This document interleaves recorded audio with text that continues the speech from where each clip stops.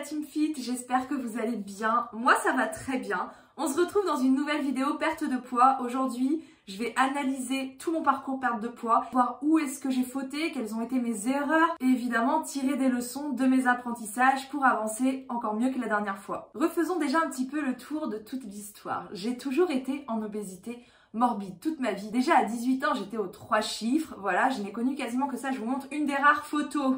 Je dis bien rare parce qu'à l'époque, j'avais très peu de photos de moi. Quand les gens me prenaient en photo, je faisais en sorte qu'on ne prenne que mon visage, je cachais mon corps au maximum. Enfin bref, j'ai très peu de vues de moi, mais en gros, vous voyez là un peu la silhouette que j'avais, c'est celle que j'avais pendant toute ma jeunesse. Là, j'avais à peu près 20 ans. J'ai essayé quelques régimes, évidemment ça a foiré, échec total. J'ai jamais tenu longtemps, c'était genre quelques jours, maximum 2 semaines. Donc vous imaginez bien qu'il n'y a pas eu de perte de poids. Jusqu'en 2017. En 2017, qu'est-ce qui s'est passé? Je suis montée jusqu'à 117 kilos. Je me sentais horriblement mal dans ma peau. J'étais ultra motivée, mais alors comme jamais. Vraiment, c'était un truc de dingue. Je suivais la méthode Le Secret du Poids. J'avais des quotas caloriques qui se situaient entre 1100 et 1600 calories maximum par jour. Je faisais énormément de sport et j'ai perdu 17 kilos en 3 mois. Donc je vous montre ce à quoi je suis arrivée à la fin. Donc je suis passée de 117 kilos à 100 kilos. J'ai pas vu les 2 chiffres, toujours pas, mais bon déjà je me sentais mieux. Problème, j'ai repris tous ces kilos, et même plus, en même pas 6 mois. Mais j'ai appris de mes erreurs. Voilà, première chose que j'ai compris, de très importante, c'est que l'idée selon laquelle moins on mange, plus on maigrit est totalement fausse. Et qu'il n'y a pas besoin de s'affamer pour perdre du poids. À l'époque, franchement, j'allais loin. Hein. Je m'endormais, la faim au ventre. Mon ventre il gargouillait. La journée, j'avais des migraines. C'était dur, je tenais juste au mental. Évidemment que ça allait pas durer. Bon, alors, une chose que j'avais déjà comprise avant quand même, c'est que, parce que la méthode de secret du poids m'avait permis de comprendre ça, c'est que la diabolisation des aliments, elle sert à rien en fait. Tu peux manger de tout et perdre du poids. Tu peux manger du chocolat, des bonbons, des chips. Ça va pas t'empêcher de perdre du poids parce que tout est une question d'équilibre. À partir du moment où tu es en déficit calorique, même si tu manges de la merde, tu vas perdre du poids. Et ça, je l'avais compris à ce moment-là de mon parcours. Autre chose que j'ai comprise par rapport au sport, c'est que j'avais une relation très toxique avec le sport. Je le faisais dans le but de perdre du poids ou de perdre plus de poids uniquement. Et il y avait cette notion de punition, vous savez, genre, j'ai fait un écart, j'ai trop mangé, je vais éliminer à la salle de sport, je vais aller courir dehors et ça m'apprendra, tiens, hein, comme ça, la prochaine fois, je mangerai pas. J'étais très malveillante envers moi-même, c'était abusé. Donc évidemment, j'ai appris à être plus bienveillante envers moi-même. J'ai compris que la restriction alimentaire d'un point de vue énergétique, ça me menait à rien de bon, que ce soit sur un plan santé, parce que tu te sens mal, t'es de mauvaise humeur, t'as mal à la tête, t'es fatigué, t'es exécrable, enfin voilà, ça apporte rien de bon au niveau santé, ça détracte tout ton corps, et en plus de ça, oui, tu perds plus vite du poids, mais derrière, tu reprends tout, voire plus. Donc à ce moment-là, de mon parcours, j'ai compris vraiment l'importance du plaisir dans un parcours perte de poids, dans la vie de manière générale, et ce au quotidien, et ce sans culpabilité. Un maximum de bienveillance envers soi, c'est très important. Et petit à petit, au cours de mon parcours, j'ai aussi appris à être plus à l'écoute de mes sensations, plus à l'écoute de mon corps, que ce soit pendant une séance de sport, j'ai un petit peu mal, je ralentis, plus à l'écoute de mes sensations de faim. Ok, j'ai faim, je mange un peu plus aujourd'hui, si j'ai plus faim, c'est ok. J'ai pas faim, je suis en dessous de mon quota, ça arrive tous les jours, non, c'est juste occasionnel, donc c'est ok, parce qu'en fait, tous les jours sont différents. Ça aussi, je l'ai compris, c'est que chaque journée est différente et qu'on n'a pas à avoir le même apport énergétique absolument tous les jours parce qu'on suit bêtement un déficit calorique. Non, au contraire, le fait de varier, c'est mieux. Non seulement en variant tes quotas, t'es plus dans le respect de ton corps, de tes besoins, mais en plus ça favorise la perte de poids parce que du coup ton corps il s'habitue pas à juste un apport donné, parce que ce qui se passe souvent dans les stagnations de poids, c'est que le corps s'habitue et du coup pour redéclencher une perte de poids, il faut encore diminuer. Et avec la variation des quotas, c'est quelque chose pas qui disparaît forcément totalement, mais en tout cas qui est moins prononcé. Bref, vous l'aurez compris, j'ai appris beaucoup de choses à l'issue de mon parcours perte de poids de 2017. J'ai mis du temps quand même à prendre du recul, puisque je me suis remis dans le bain en 2020. Donc voilà la photo de mon début de parcours en 2020 où j'étais à 119 kilos, que j'ai publié sur mon compte Instagram. Et à ce moment-là, j'ai ouvert cette chaîne YouTube aussi et je vous ai partagé absolument tout mon parcours. Donc, pas de secret, vous le savez, j'ai perdu plus de 40 kilos en l'espace d'à peu près 3 ans. Suite à ça, j'ai eu une stabilisation réussie pendant 6 mois. Stabilisation au cours de laquelle j'étais dans une alimentation complètement intuitive, à l'écoute de mon corps, à l'écoute de mes sensations. Je me suis autorisée petit à petit à me faire plus plaisir. Et vous le savez aussi, récemment, j'ai changé de vie. J'avais pas encore tout à fait installé, ancré les nouvelles habitudes que j'avais prises, même si ça faisait 3 ans que j'étais dedans, il y avait plein de points sur lesquels je travaillais. Donc finalement, j'avais pas encore des habitudes solides. Et à ce moment-là, ma vie change de A à Z et évidemment dans la foulée, mon équilibre alimentaire se retrouve aussi complètement perturbé, complètement modifié et forcément ça a impacté beaucoup de choses. Déjà j'étais dans une vraie pause dans le sens où je ne contrôlais même plus mon poids ou que très peu, hein. Vous voyez, je passais même très peu sur les réseaux parce que j'avais plus trop la perte de poids dans la tête ni la stabilisation.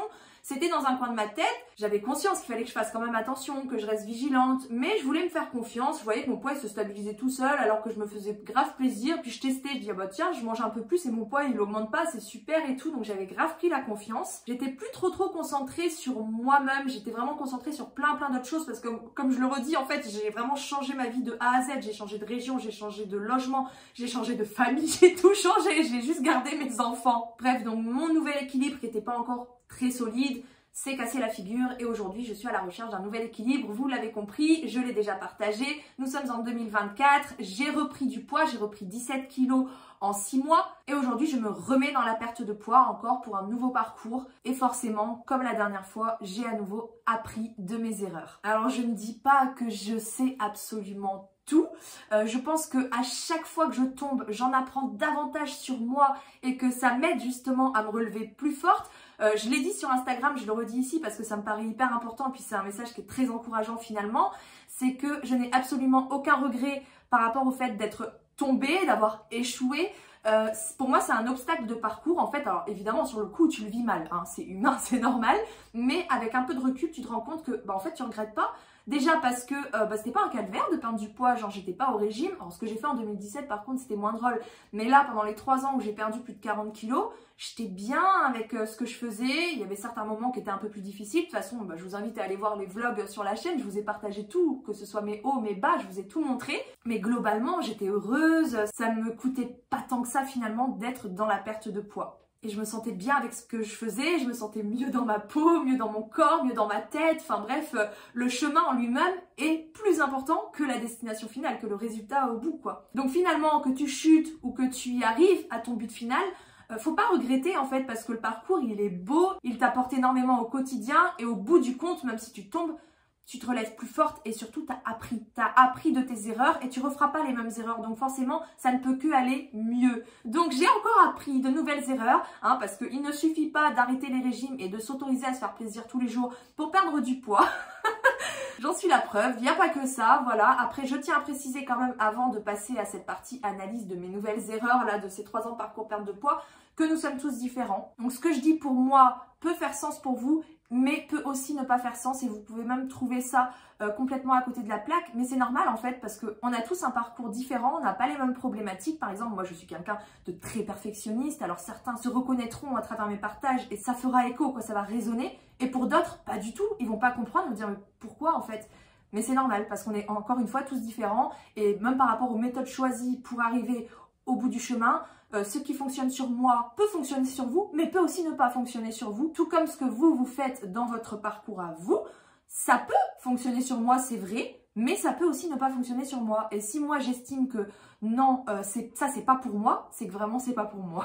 Mais ça ne vous empêche pas de continuer à expérimenter et à faire votre bout de chemin à vous aussi. De toute façon, on passe des étapes dans notre parcours. Donc forcément, ce que je dis aujourd'hui, ça peut changer demain. C'est pas une vérité, c'est pas une science, là, ce que je vous dis, c'est un partage de mon parcours, de mes propres erreurs qui peuvent résonner chez vous ou pas. Voilà, maintenant que ça c'est clair, on va passer dans le vif du sujet. Alors première erreur, je dirais que c'est au niveau de la qualité de l'alimentation. Parce que jusque là j'étais très centrée, j'en ai déjà parlé mais je fais un petit rappel, j'étais très centrée sur le déficit calorique et effectivement c'est quelque chose que j'ai encore besoin aujourd'hui.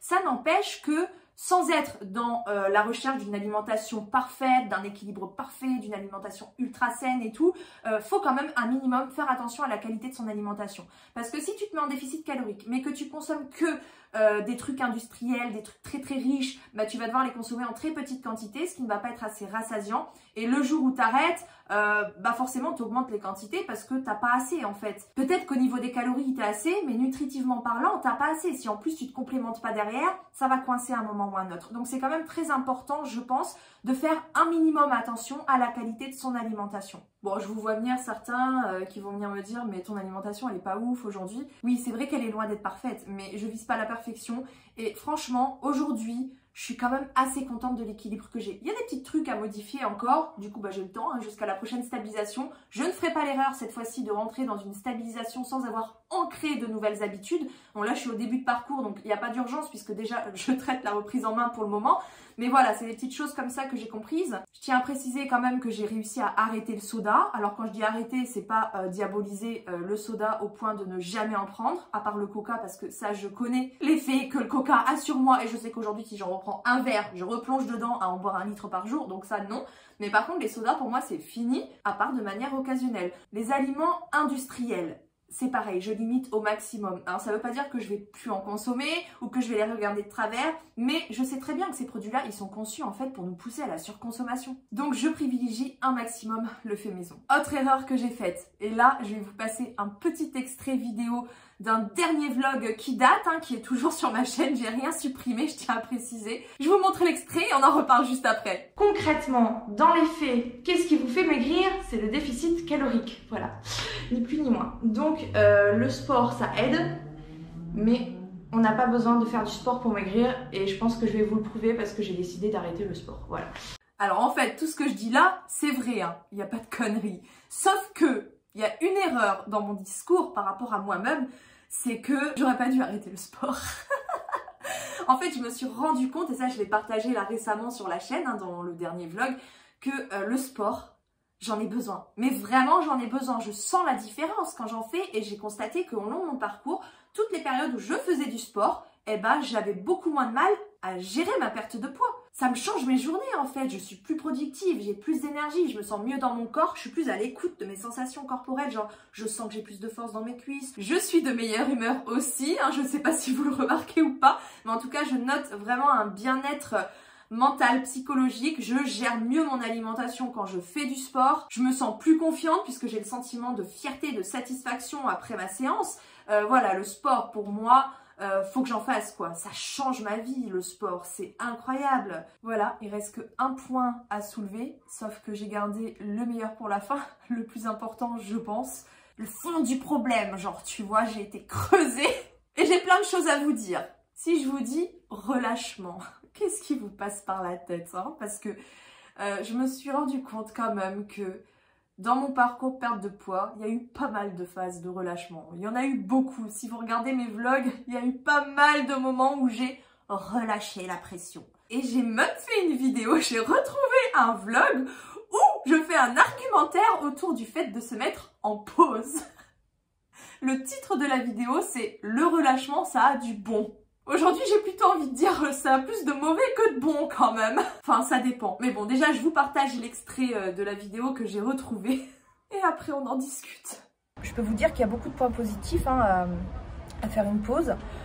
Déjà, sur le plan pratique, sur le plan biologique, je veux dire, quand on fait une pause, eh bien, on rebooste son métabolisme de base, ce qui fait que derrière, eh bien, on va perdre du poids plus facilement et plus rapidement. Et quand c'est rapide, on aime ça. Même si c'est pas l'idéal de perdre rapidement, mais on aime ça, on aime tous ça quand ça va vite. Donc relancer le métabolisme, ça c'est déjà hyper bien. Ensuite, forcément on se fait plaisir, on n'est pas là à se restreindre au poids, donc on se fait plaisir à gogo. Moi hier j'ai pris une gaufre au Nutella et 1 heure après je me suis pris une glace à l'italienne. Ouais, c'est l'abus, mais je me suis fait plaisir, je me suis pas pris la tête quoi. Donc voilà, il y a cette notion de plaisir aussi sans limite. Et surtout la charge mentale, voilà ce que je disais juste avant, ça permet vraiment de se vider la tête et d'alléger sa charge mentale. C'est comme si on se ressourçait et on rechargeait un peu les batteries au niveau du mental, voilà, c'est exactement ça, c'est recharger un peu le mental, ce qui fait qu'après on a normalement plus de force. Par contre, les inconvénients, parce qu'il y en a, on reprend du poids forcément et derrière la reprise en main elle est toujours difficile. Donc ça a aussi des côtés négatifs, mais ça a des côtés positifs qu'il faut souligner. Et ça permet aussi de prendre les choses avec le sourire, avec légèreté. C'est important, vraiment, se vider la tête, se décharger de toutes ces contraintes qu'on s'impose. Et ce qui m'énerve, c'est qu'encore une fois, je suis d'accord avec tout ce que je dis dans cette vidéo. Sauf que, oui, il y a un mais. Sauf qu'après une période de relâchement un peu trop longue, la reprise en main est souvent encore retardée et difficile. Et là, je vous trouve, mais alors, toutes les excuses du monde. Oh mais j'étais triste, j'ai mangé mes émotions. Ah mais c'est à cause de l'addiction alimentaire aussi. Ah bah c'est l'amour, vous comprenez, c'est l'amour, c'est pour ça que je mange. Ah mais j'ai plus l'énergie de faire du sport aussi. Non mais là je suis dans ma semaine de règles en fait, faut peut-être pas trop m'en demander.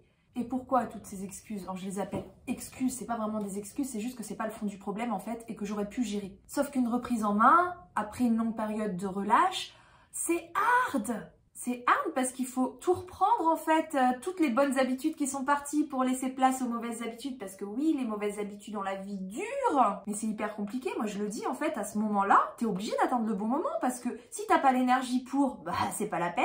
Si t'es pas bien dans ta tête à ce moment-là, ça marchera pas non plus. Faut que ton corps et ton mental déjà, ils soient prêts pour une reprise en main. Alors que si t'avais pas lâché, bah l'amour, la tristesse, tout ce que tu veux, tu le traverses hein. Parce que finalement, la vérité, c'est quoi? C'est que dans une perte de poids, si tu fais bien les choses, bah, tu te sens bien avec ce que tu fais. Moi, je me souviens très bien que dans mon parcours, même s'il y a des hauts, il y a des bas, il y a des moments peut-être un peu plus compliqués que d'autres, mais globalement, c'est pas difficile comme au moment de la reprise en main. Tu te sens bien. Ça va tout seul, t'as plus besoin de cocher des cases pour te faire un challenge, tu te fais plaisir, tu manges à ta faim, tu ressens pas de contraintes au quotidien, enfin ça va tout seul en fait. Donc pourquoi aller faire une pause? Bah parce que toute forme de contrôle amène à un moment ou à un autre à une perte de contrôle, tout simplement. Bon alors dans tous les domaines de la vie, à un moment donné ou à un autre, on a besoin de faire une pause. On va partir sur un schéma classique, voilà, du lundi au vendredi on est au travail, mais le week-end, on est en pause. Pourquoi? Parce que on est fatigué de la semaine, on a besoin de souffler, on a besoin de penser à autre chose. C'est normal en fait. Dans la perte de poids, c'est pareil. On a toujours besoin d'une pause dans tous les domaines de notre vie. Et ça, faut l'accepter. Par contre, là où ça devient problématique, comme dans mon cas, c'est que contrôle égale perte de contrôle. D'accord? Mais si tu contrôles pas trop les choses, bah ta perte de contrôle, elle sera pas trop longue. Hein. Le week-end, le temps de souffler et hop, tu te remets en selle et ça repart comme avant, sans trop de difficultés. Mais si, comme moi, le fond du problème, c'est le perfectionnisme, et que tu mets la barre trop haute, et que du coup, tu fais appel au contrôle de manière excessive, et ben la perte de contrôle derrière, elle est elle aussi excessive, et elle dure longtemps, et t'arrives plus. Bon, en vrai, j'en avais déjà parlé, j'avais commencé à le comprendre au milieu de mon parcours, là, depuis 2020. Je sais plus, peut-être en 2021, 2022, je sais plus, mais en tout cas, je l'avais compris. Mais pour autant, en pratique, c'était pas du tout ça. Bah, je vous montre un petit extrait très parlant. Toujours du vlog Le relâchement, ça a du bon. J'ai pas que la perte de poids, mon contrôle mental, j'ai plein de choses à gérer. Ma vie, elle est hyper chargée et je me rends compte que je suis un peu exigeante avec moi-même et je relâche pas souvent au final. Enfin, je parle pas que de l'alimentation, en fait, je parle de manière générale. J'ai trop de choses à gérer, trop de choses à penser. Bah voilà, je me mettais trop de pression, j'étais beaucoup trop exigeante envers moi-même. Je le dis là, clairement, je le dis dans la vidéo. Ça peut pas être plus clair. Je pense que j'avais quand même une tendance à surestimer mes capacités. Et ça, c'était pas présent forcément que dans la perte de poids. Parce que je le rappelle, pour ceux qui ont suivi à travers mes anciens vlogs, dans ma vie professionnelle, je suis quand même allée jusqu'au burn-out. C'est un petit peu le même schéma finalement que je rencontre dans ma perte de poids. C'est que je donne trop d'un coup et puis à un moment donné, évidemment, c'est trop, donc tu peux plus, donc tu as besoin de tout laisser retomber quoi. Bon, j'avoue aussi que la naturopathie et les réseaux, hein, les deux, m'ont un petit peu perturbée en ce sens. Pourquoi? Parce que j'ai exploré beaucoup trop de pistes de réflexion en même temps. L'addiction alimentaire, le fait de manger ses émotions, les troubles du comportement alimentaire, l'alimentation intuitive, la glycémie, les hormones, les neurotransmetteurs, etc. etc. Bon alors j'ai déjà essayé l'alimentation intuitive hein, au cours de ma période de stabilisation. Je suis intimement convaincue que ce n'est pas pour tout le monde. Alors si ça marche pour vous, franchement top du top, parce que vraiment c'est l'idéal hein, de rien avoir à contrôler. Mais pour moi, avec le parcours par lequel je suis passée, mes antécédents d'obésité, mes antécédents de troubles du comportement alimentaire, je suis persuadée que ça n'est pas possible pour moi, en tout cas à l'heure actuelle, de me lancer dans une alimentation intuitive et de perdre mes kilos. Vraiment, je ne le sens pas. Après, je ne dis pas que j'ai la science infuse, je ne dis pas que j'ai absolument raison, mais aujourd'hui, je sais que j'ai besoin d'une part de contrôle pour réussir ma perte de poids, mais que justement, il faut que je diminue un petit peu ce contrôle, voilà, que je trouve le bon dosage en fait, tout simplement, en sachant évidemment qu'en début de parcours, on va dire le premier mois, en vrai les 2-3 premières semaines, il y a quand même un plus gros investissement à fournir puisque c'est le moment où tu essaies de chasser tes mauvaises habitudes pour reprendre des bonnes habitudes. Donc forcément, tu es quand même un peu plus obsédé par la chose.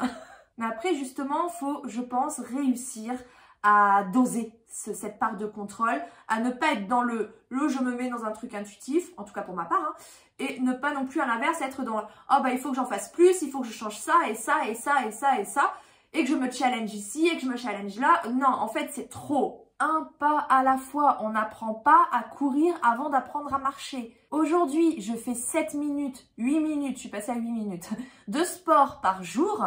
Certains peut-être se moqueront de moi, je m'en fiche. Je sais que c'est ça qu'il me faut parce qu'avant, genre je me lançais dans le T12S. Alors certes, c'était 4 séances et non pas 5 de sport par semaine. C'était pas genre des longues séances, ça durait 20-25 minutes, tout compris.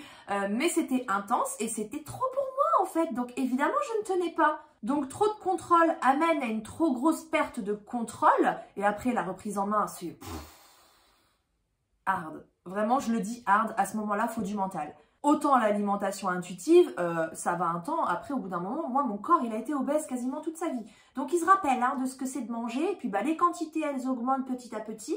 Puis finalement, bah, tu rentres dans ce système de surconsommation, puisqu'en plus, la société est faite ainsi, donc ça nous aide vraiment pas. Et bizarrement, plus je mange, et moins je ressens la faim. Et mes sensations de satiété arrivent plus tard, voire disparaissent complètement. Et ça, je suis persuadée que c'est dû à la surconsommation. Bah, il suffit de regarder, alors je sais pas si vous pratiquez le jeûne ou pas, je dis pas qu'il faut le faire, attention, mais c'est vrai que moi je remarque qu'après une période de jeûne intermittent, là quand j'ai commencé au début de mon parcours à ne pas manger le matin et à décaler mon petit déjeuner vers midi 13h, eh ben, je peux vous dire que mes sensations de faim, elles sont plus les mêmes, quoi. J'ai l'impression que vraiment mon corps, c'est comme s'il repartait sur de nouvelles bases, comme s'il avait réinitialisé le système. En fait, mon corps, il réclame ce qu'il est habitué à recevoir. Et il ne peut pas me réclamer ce que j'ai réellement besoin si déjà moi je suis dans une surconsommation qui s'est faite, qui s'est réinstallée progressivement parce que petit à petit j'ai mangé un peu plus, je me suis autorisé un peu plus de choses, je me suis fait un peu trop plaisir. Voilà, j'ai complètement lâché le contrôle en fait. Donc voilà, moi j'estime que le contrôle pour ma part il est nécessaire, mais qu'il faut absolument trouver le bon dosage et ne plus être dans le trop ou le pas assez. C'est comme l'alimentation, c'est comme tout, il faut trouver un équilibre. Et l'équilibre, c'est ce qu'il y a de plus compliqué à trouver, mais je suis persuadée que c'est ça la clé. Et ce nouvel équilibre qu'on choisit pour soi-même et qu'on met en pratique, il faut absolument qu'il s'accorde avec un rythme qui est tenable pour toute la vie. Donc évidemment, quand je me lançais dans le T12S direct, alors que j'avais pas fait de sport depuis des mois, bah c'est sûr que j'allais pas tenir toute ma vie, c'était trop pour moi. Maintenant, est-ce que là, aujourd'hui, je me sens capable de faire 7 minutes de sport par jour toute ma vie? Oui, et si demain je peux plus faire de sport, ça reste quand même une petite activité que je peux remplacer par autre chose ou dans le pire des cas, qui peut être compensée aussi par l'alimentation puisque je prends quand même un maximum de marge. J'essaye de pas me restreindre trop hein, dès le début, je préfère consommer plus, quitte à perdre doucement, pour avoir une marge pour diminuer si besoin. Parce que, admettons, demain, je me casse la jambe, bah, je pourrais plus faire de sport, je pourrais plus marcher, je pourrais plus rien faire. Pour pas reprendre de poids, il va falloir que je gère au niveau de l'alimentation, que j'enlève quelque chose. Parce que sinon, la balance énergétique, il y aura un problème quelque part. Et pour l'alimentation, c'est pareil au final. Hein. Si c'est pour se mettre en déficit calorique aujourd'hui, mais se dire, bah, dès que j'ai perdu mes kilos, bah, je remange comme avant, bah, ça marchera pas, les kilos vont revenir. Et ça, on a beau le savoir, faut bien le conscientiser, faut bien en avoir conscience. Toute nouvelle habitude qu'on prend, c'est pour la vie. Alors après, la méthode utilisée pour, là par exemple, je suis dans le comptage calorique, ça je sais très bien que je ne le tiendrai pas toute ma vie, mais d'expérience, je sais aussi que j'en ai besoin pour recadrer le truc. Donc là, j'en ai besoin en reprise en main. Quand je serai à l'aise avec ce que je fais, j'en aurai plus besoin, mais il faudra toujours que je reste vigilante sur les possibles augmentations. Il faut quand même surveiller et à vie. Hein. Évidemment, on ne sera jamais comme des personnes qui n'ont jamais eu de problème de poids dans leur vie. Hein. Ça, faut en avoir conscience. Alors, ça veut pas dire qu'on va être au régime toute notre vie ou qu'on va vraiment subir de grosses contraintes au quotidien ou que ça va être dur comme lors de la reprise en main pendant toute notre vie, ce qui est juste impossible en fait. Mais une fois que les habitudes sont là, si tu manges à ta faim, si tu te fais plaisir tous les jours, que tu bouges un minimum mais que tu es à l'écoute quand même de ton corps, que tu respectes tes besoins, que tu respectes des temps de pause, des moments où tu veux souffler, que tu oublies le foutu pour foutu, que tu t'autorises à ralentir, mais en ayant conscience qu'une pause ne doit jamais durer trop longtemps et qu'il faut se reprendre tout de suite en main derrière, bah ça devrait bien se passer.